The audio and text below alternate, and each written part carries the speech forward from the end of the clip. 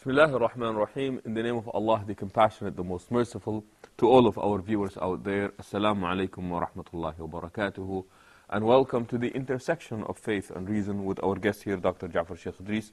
Dr. Jaffar, again, it is so good to be with you, sir. In the past, we have spoken about the fundamentals of Islam and the rational arguments and evidence for these, be it the existence of God, be it the issue of prophethood, previous scriptures that were revealed by God, including the Quran, of course. And last time we also spoke about predestiny. And now we would like to take these issues and address current issues that are taking place. And something that we alluded to earlier, and that is the idea, or you said that rational arguments or moral arguments are rational arguments as well. And there was this connection that you made between being a believer, which means that you are rational, or belief would instill that in you, and also making moral choices that are also rational choices.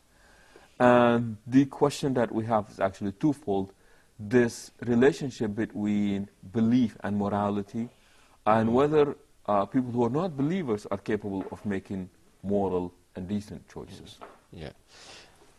This is one of the biggest questions in Western philosophy, and many books have been written about this. And people went to extremes, both of which are wrong. To say that a person does not become moral unless he is a believer in God is not true, because we see that some people who are not believers still tell the truth, who are honest and so on. And to say that morality has therefore no relationship with, that faith in God has no relationship with morality at all is also wrong. Now, the correct position is to say that God endowed every human being with what is called moral sense, just as he endowed every person with reason. Now, but there is a difference between having a moral sense and acting morally, just as there is a difference between having a reason and acting rationally. Because acting rationally or acting morally is something willful.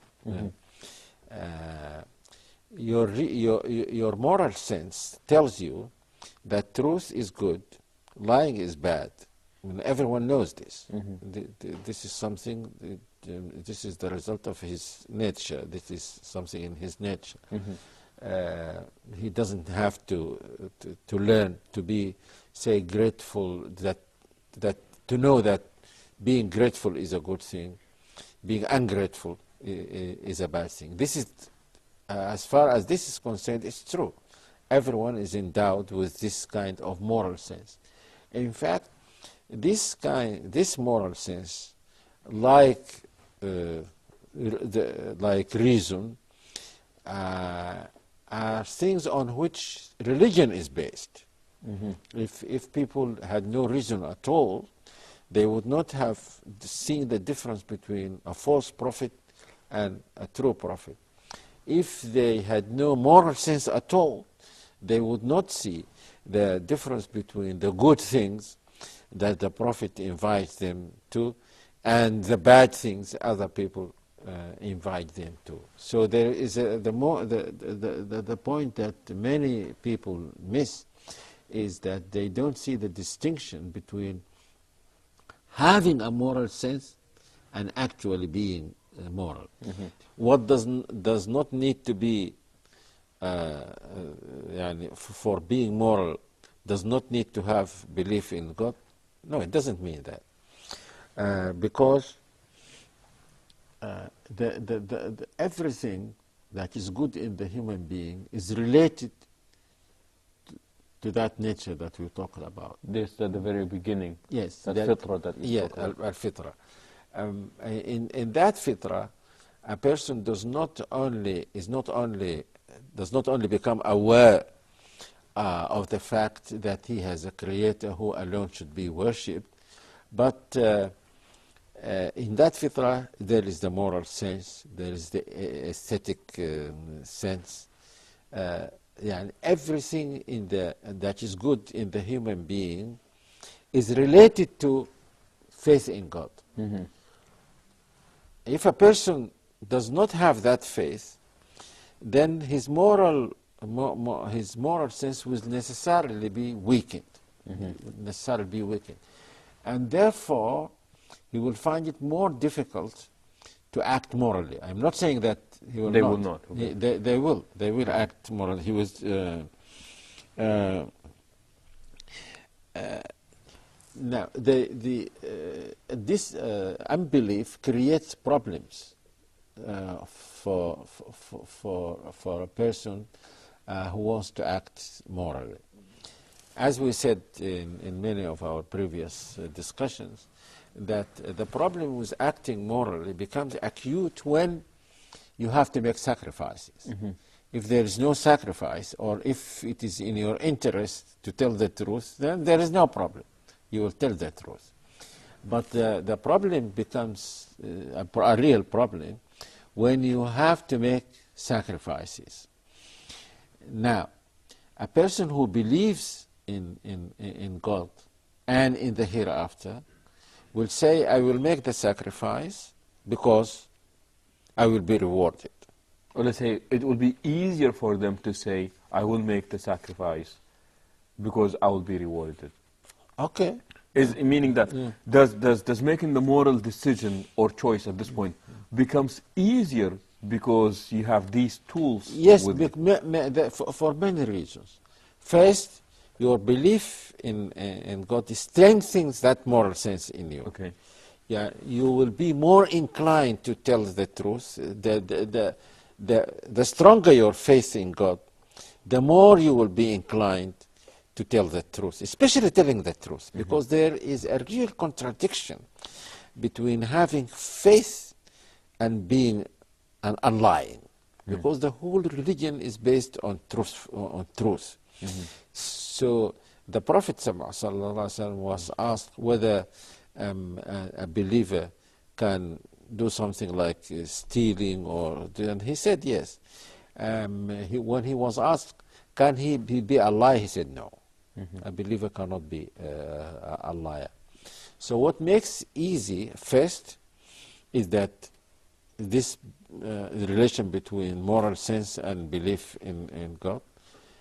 Second, because faith, when you have faith in God, you love Him. And if you love Him, you love the things that He loves. The more you love Him, the more you love the things that He loves. And this makes it not only easier for you, but you enjoy telling the truth and being honest and so on. You don't have to make... being moral is not just a willful act that a person who has a stronger will be more than a person who has a weaker will. No. If your heart is changed and becomes good, then you will be more inclined to do good. It becomes easier for you. As the Arab poet said, وَإِذَا حَلَّتِ الْهِدَايَةُ قَلْبًا نَشِطَتْ لِلْعِبَادَةِ الْأَعْضَاءُ. When guidance enters the heart, then it becomes easy for the limbs to act. But if the heart is hard, then it becomes difficult for the limbs to act. Also, a person will love come to love the truth also because he is constantly reminded of this. And I pity these non-believers. Nothing reminds them of this. If a person reads the Quran, every time you read the Quran, you find something about telling the truth or being honest or living the truth. يا أيها الذين آمنوا اتقوا الله وكونوا مع الصادقين. Be mindful of God and be amongst those who are truthful. والذي جاء بالصدق وصدق به. The one who came with truth, that is the Prophet, and those who believed in him. So he's constantly reminded of being of the necessity or the desirability of being moral. So that helps him. We're talking about the part where when there is an acute sacrifice to be made, as you said.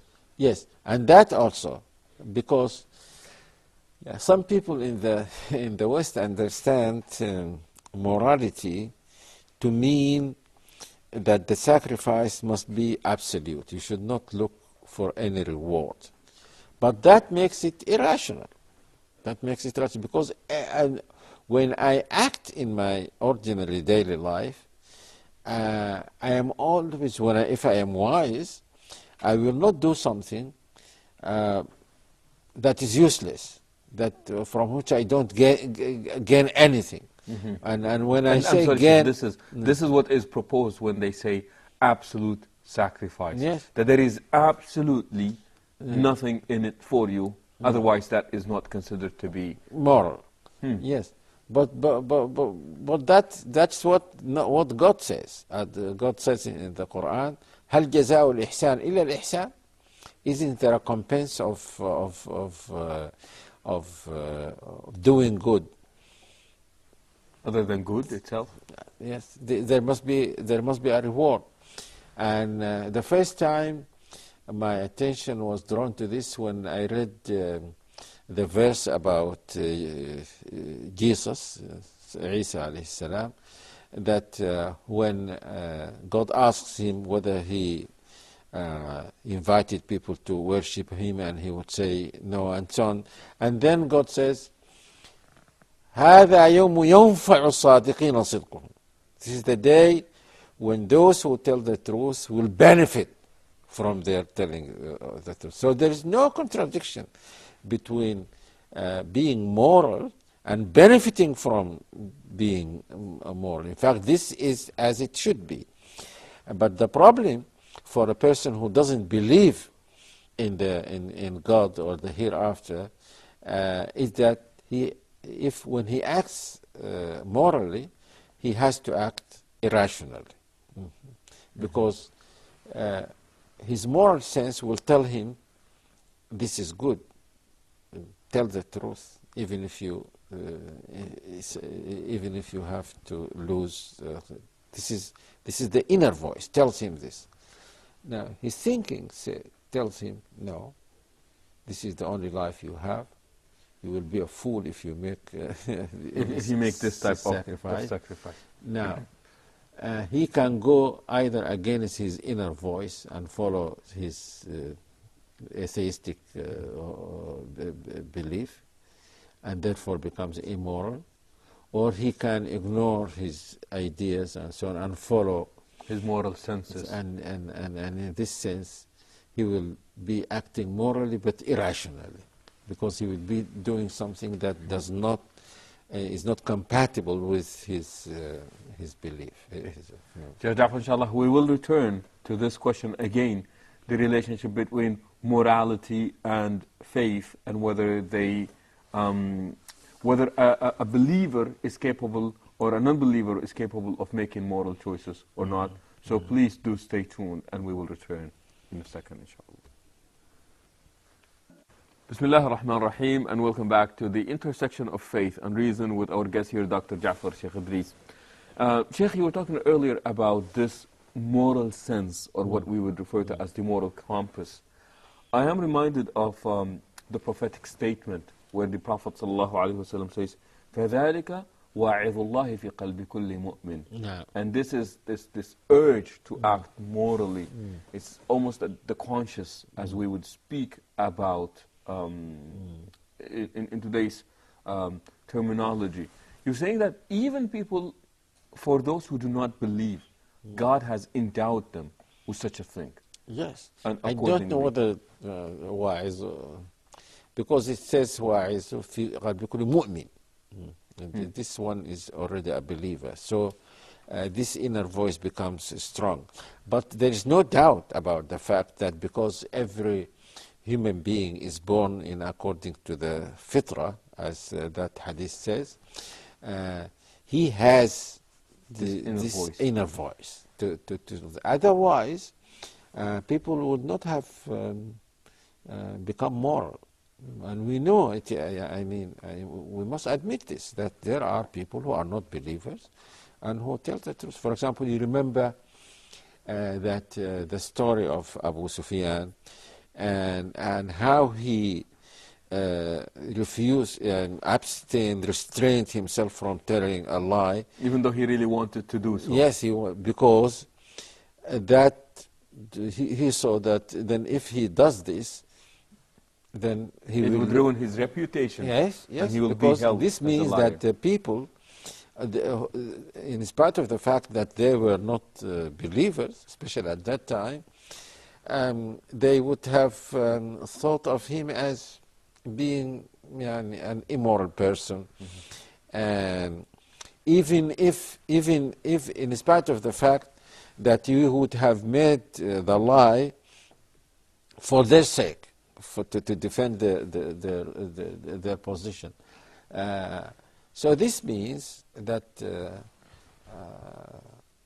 and there's a story about one English philosopher, I think he's called Moore, who was known to be very truthful. I don't know whether he was a believer or not.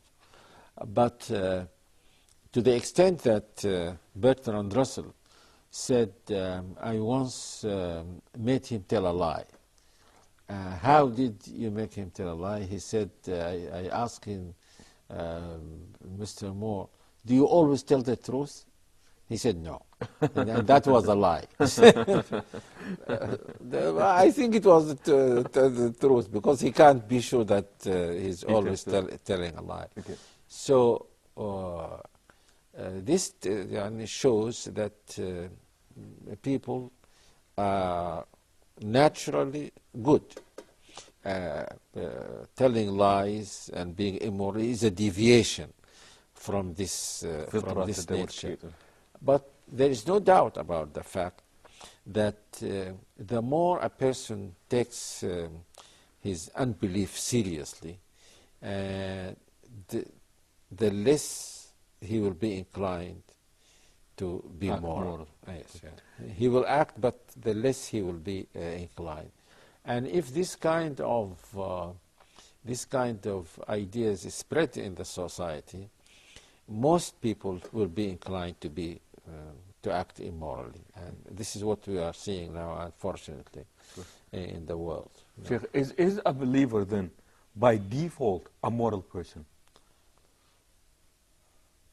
Yes, but it depends on the degree of his belief. Yes, of course, he must be. Well, how do we explain then believers who are not necessarily, who do not necessarily act morally? Yes, because as I said, when a believer, because we do not always act according to our beliefs. None of us always does this, because sometimes you forget about your belief. And this is what the Quran called jahl, ignorance. And ignorance here does not mean that you don't know the fact that this is wrong. But you acted like an ignorant person. Even though you know it to be wrong. Yeah, yes, but at the time you did it, you forget this. You forgot this and acted just like an ignorant person. Many people misunderstand verses like this. The verse doesn't say that the person who committed this sin did not know that it was a sin. He knew. But sometimes, and every time, in fact, every time one commits a sin, especially if it is a grave sin, he commits it in a state of ignorance. Ignorance. He acts like an ignorant person. And that is why a good believer will come to his senses immediately after he commits the grave sin.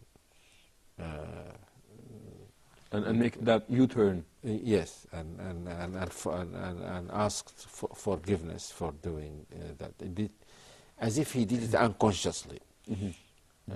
And these are the kinds of people that God will forgive. But at this point, we are not proposing that if you are not a believer, by default you are immoral. No. You are capable of making moral choices, and that will be due to the moral senses that God has created each and every one of us. And this has to be so, because if a non-believer becomes completely immoral, then he will not believe. Mm-hmm. Because to have that moral sense is necessary for you to see the truth that prophets come with. If you have no moral sense, it will be as if you have no reason at all. And if you have no reason, you have no moral sense, then you can't see the truth at all. That's why I tell many Muslims to remember the fact that in every society there are good people. Mm-hmm. That's why they become Muslims. Mm-hmm. Had it not been for the fact they had some good in their hearts, they wouldn't have seen the truth. Because to see the truth, you must have this ability. You must have reason. You must be moral, and so on. Sheikh, I cannot help it, but every time we seem to bring about a point, we go back to that initial statement that we made earlier about Islam's ability to find bridges between people. Yes. You spoke about if you are rational, then a bridge already exists out there. If you believe in God, then a bridge already exists out there. And now what is proposed is that if you have that high moral sense, a bridge is already there between you and Islam and the Muslim community. Yes, and that is why, and it is this that attracts many people to the religion. People do not become and accept the religion for this one reason or that reason or the initial attraction. The religion, I mean, everything in it can attract some person to it. For example, suppose that someone reads just about the life of the Prophet. And because he has this moral sense, he will come to admire the Prophet ﷺ, because this is very natural for a moral person to admire and to love people who have this high degree of morality. Even if they have nothing to do with them, but it is natural for him to admire this quality in human beings. When he reads the Quran and he finds the truth there, also his moral sense will tell him that this is the truth. And the Quran, you remember that verse, that knowing the truth sometimes makes people cry. مما عرفوا من الحق. When they hear what the Prophet says, the Quran is talking about some earlier people who belong to earlier religion, the people who the Quran calls people of the book, Christians and Jews, who knew about the coming of the new Prophet and some of his the description. And when they heard what the Quran said, and it reminded them of what they must have read in the Bible or their own scripture. He sent them, and that was the reaction, gushing in tears. I'm reminded sometimes how the Prophet ﷺ, in a beautiful summary fashion, would make this link between being a believer and being a moral person in statements such as إِنَّمَا بُعِثْتُ لِأُتَمِّمَ مَكَارِمَ الْأَخْلَاقِ. I was only sent so that I may complete the most noble of characters to people. Yes, and remember, and you realize that he said to utammim. Meaning he that he didn't say to create this. No. Because people have this sense, be it that natural one or the ones that they inherited from previous revealed scriptures and previously revealed creation or revelation. Dr. Jaffar, as always, it's been a pleasure being with you. With this, we come to the conclusion of this part of this episode, hoping that you would join us next time, inshallah. And with this, we say so long and assalamu alaikum wa rahmatullahi wa barakatuh.